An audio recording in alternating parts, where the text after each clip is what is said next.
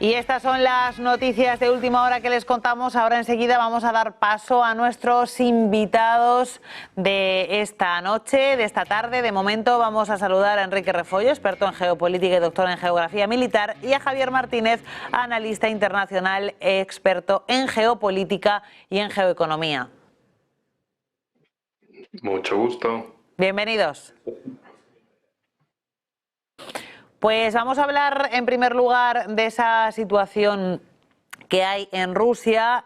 Rusia se ha ofrecido ayuda, se ha ofrecido voluntaria para llevar a cabo una investigación del accidente de Aktau, en el que bueno, pues hay quien acusa a Rusia de ser causante del accidente. Os quiero preguntar también por el otro frente abierto que tiene Rusia de acusaciones. En este caso, acusan a Rusia de cortar el cable bueno, pues que permitía el acceso eléctrico para Finlandia y para Estonia, un cable marino. Y la OTAN ha anunciado que va a aumentar la seguridad en el mar Báltico después de ese corte del cable. Os quiero preguntar por esas acusaciones sobre Rusia. Empezamos con Enrique.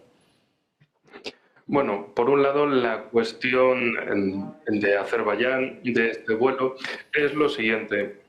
Tenemos una ruta de vuelo que iba Bakú-Grozny y el avión acaba desviándose hacia Kazajistán y acaba cayendo en las pistas del aeropuerto de Aktau, a orillas del mar Caspio. La cuestión, realidades sobre el terreno.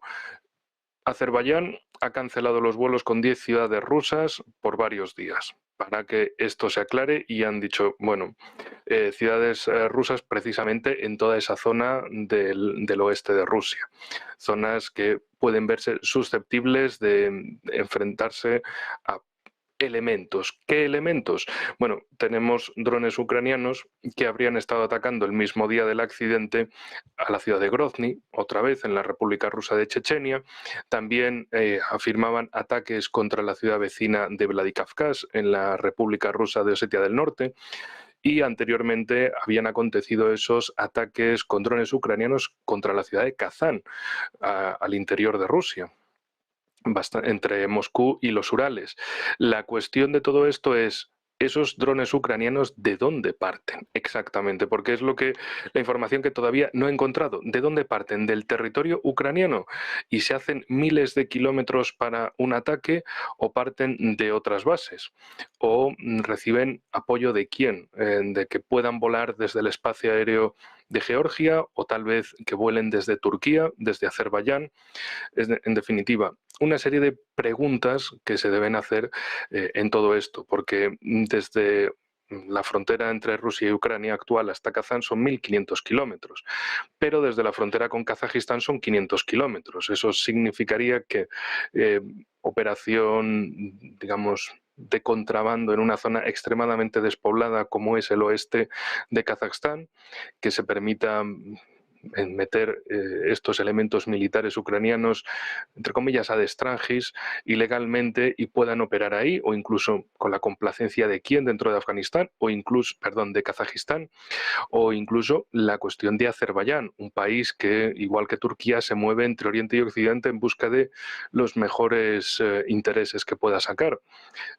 Que se ha mostrado tan complaciente con Rusia o con China como con Occidente, todo en base siempre la Turquía y el Azerbaiyán, o sea, como el socio grande y el socio menor en todo esto.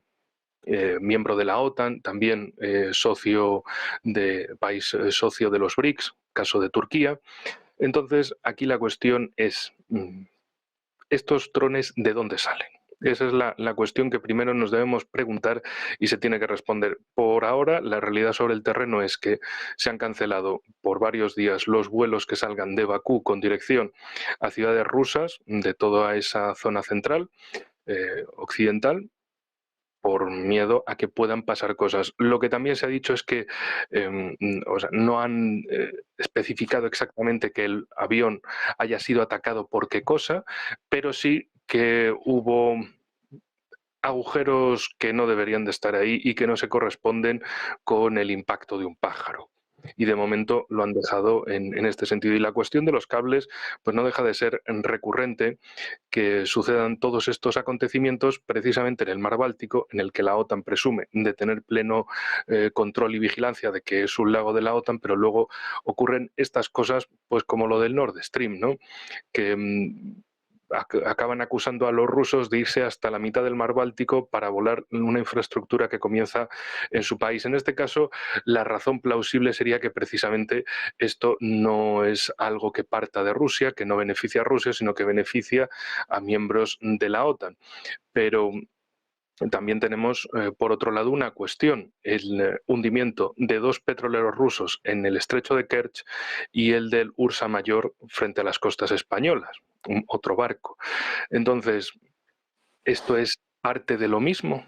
Podemos hablar desde luego más sobre ello, pero no quisiera enredarme como las persianas. Y mira, aquí ya veo a Ezequiel también, pues ya estamos los 3, así que paso palabra y feliz Navidad a todos. Eso iba a decir, que damos la bienvenida a Ezequiel Vistoletti, que ya se ha conectado, y efectivamente también el Ursa Mayor en las costas entre España y Argelia se suma a esa serie de acusaciones contra Rusia. Quiero dar la palabra, antes de Ezequiel, a Javier. Buenos días, según haya... O buenas noches, que he dicho yo antes. Sí. Primero querría desearos feliz Navidad. Parece que se olvida en las fechas en las que estamos y mi compañero anterior lo ha recordado. Frente a las elucubraciones, a los bulos, de furcias mediáticas y periodistas pesebreros de Occidente, que ya antes de analizar y de tener los datos se lanzan a acusar que se ha sido Rusia, yo voy a intentar que el dato mate al relato. Voy a intentarlo con los datos que tengo al momento. El piloto del avión comercial de Azerbaijan Airlines, que se estrelló el pasado miércoles 25 de diciembre, por cierto, día de la Natividad de Nuestro Señor, cerca de la ciudad de Aktau, en Kazajstán. Iba desde la capital de Azerbaiyán, Bakú, con destino Grozny, Chechenia. Y veremos esto de por qué ese desvío. La tripulación de la aeronave informó a las 08 horas 12 minutos, es importante los tiempos que voy a decir rápido, 08 horas 12 minutos, de que habían perdido la señal GPS. Primero pierden la señal GPS en un contexto de poca visibilidad por la niebla. Pidieron en ese momento ayuda al centro de control para reorientarse y regresar al aeropuerto de Bakú, a Azerbaiyán, de donde había despegado, repito, con destino a Grozny, Chechenia.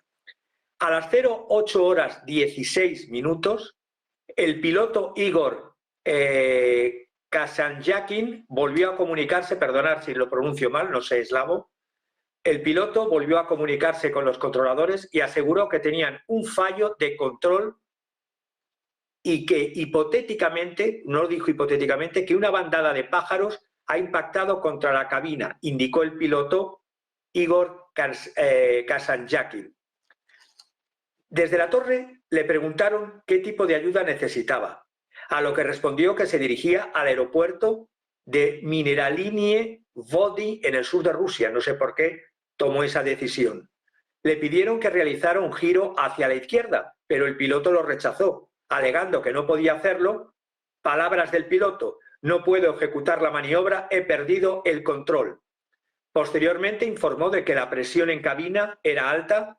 Mi avión, dijo textual a las 08:22, está perdiendo el control, el sistema hidráulico falla. Y decidieron cambiar de aeropuerto a donde dirigirse e ir a otro aeropuerto cercano, supuestamente de Rusia, Makhachkala. 2 minutos después, 08:24, el comandante de la aeronave, Alexander Kalyanikov, informó que el avión ya estaba en orden. 08:24. Pero desde esos momentos, 1 minuto después, falló la comunicación entre la aeronave y la torre de control. Voy terminando. Dijo: es muy difícil escucharle. Dime tu altitud, le preguntaban desde tierra.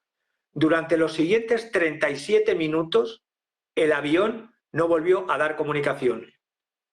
A las 08:49 hizo una solicitud de aterrizaje de emergencia en Aktau, Kazajistán, donde finalmente se estrelló.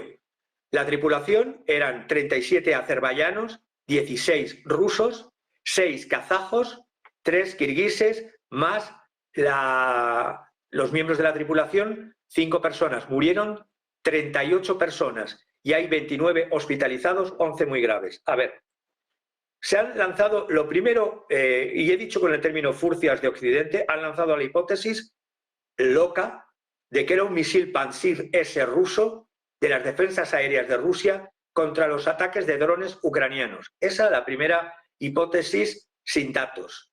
Dmitry Peskov, portavoz del Kremlin, dijo que, y yo lo repito y por mi parte también lo comparto, que es un error formular hipótesis antes de las conclusiones de la investigación. Eso sí, la OTAN ya se apresuró a lanzar lo de que era un misil ruso.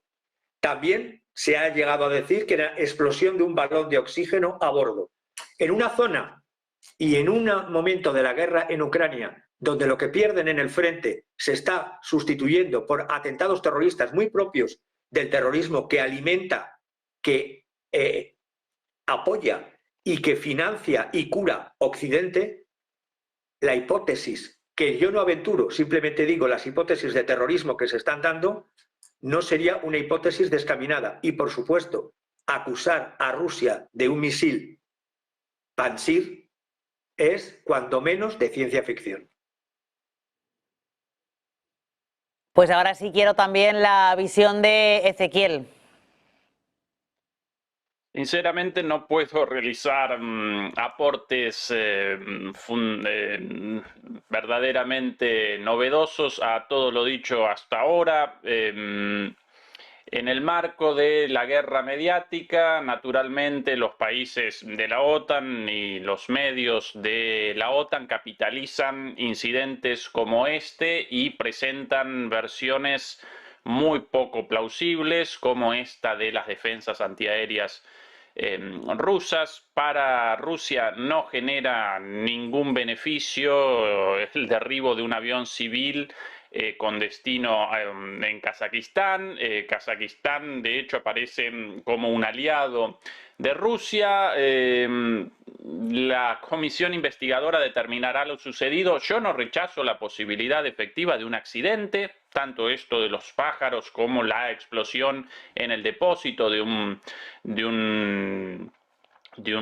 tubo de oxígeno, aparentemente. Mucho más que eso no representa más que especulaciones, pero en términos de beneficios y de uso geopolítico de esto, debemos remachar una vez más eso. Para Rusia, el derribo de un avión comercial en un país aliado como Kazajistán no genera beneficios. Occidente, por sobre todas las cosas, Ucrania en los últimos tiempos, en el marco de la desesperación generalizada, acometió una política de provocaciones y atentados, así que en ese caso podría aparecer algo por ahí, pero no necesariamente tampoco.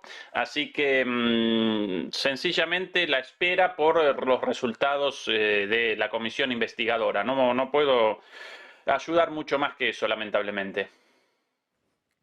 Pues os quiero preguntar también por otro asunto que tiene que ver con Rusia y que tiene que ver con un anuncio que se ha hecho esta mañana antes de cambiar de bloque, antes de cambiar de temática. Rusia ha advertido de que sopesa medidas que entiendo que tendrían que ver, que serían medidas nucleares, y Estados Unidos lleva a cabo un ensayo nuclear. Tampoco es nada nuevo bajo el sol, pero evidentemente cada vez que utilizamos las palabras Rusia y ensayo nuclear en la misma frase, pues nos toca comentarlo, Javier. No, empiezo con Enrique.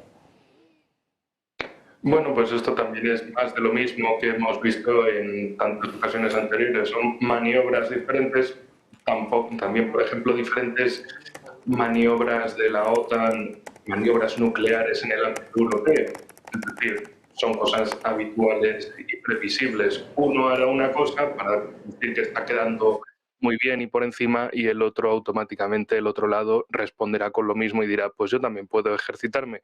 A lo largo, por ejemplo, de este mismo 2024 que ya se nos acaba, ha habido varias maniobras de este estilo. también en años anteriores.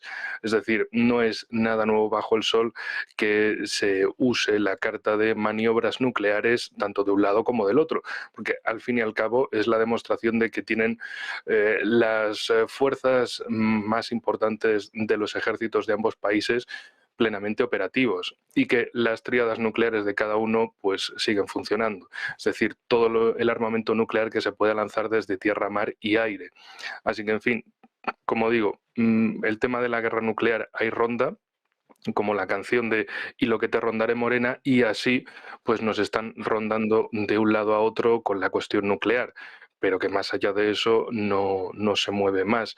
La cuestión, precisamente durante toda esta semana, esa cesta de Trump diciendo que me quiero llevar Groenlandia, el Canal de Panamá y Canadá, pues porque sí, pues porque están mejor conmigo y demás, o lo de amenazar a Europa con que si no hacen compras masivas a Estados Unidos les impondrá aranceles prohibitivos, así como también la cuestión no menos importante de que si Europa no paga por su defensa, Estados Unidos tampoco lo hará, así que más les vale aumentar a los países europeos el gasto militar en la OTAN, porque Estados Unidos no defiende gratis el marco de la OTAN, por aportar algo que sí efectivamente tiene más correspondencia con la realidad que maniobras recurrentes que las puede hacer hoy Estados Unidos, mañana dirá Rusia que también está haciendo lo mismo.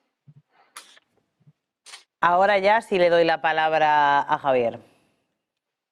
Pues lo que queda de la presidencia del espíritu Biden hasta el relevo, la sustitución, hasta el 20 de enero, va a seguir con la tónica de ir incrementando tensiones y dejando, como se dice vulgarmente, un marrón para el presidente entrante. Si pienso en la entrevista que le hizo la revista Time la semana pasada a Donald Trump, y Donald Trump reitera que es una locura lo que está pasando, hablando de Ucrania y en Ucrania, otras son las locuras de Trump, pero centrándome en lo que es en Ucrania, él en la revista Time dijo claramente que es una locura lo que está pasando, reiteró el término locura. Estoy en total desacuerdo con el envío de misiles a cientos de kilómetros de Rusia.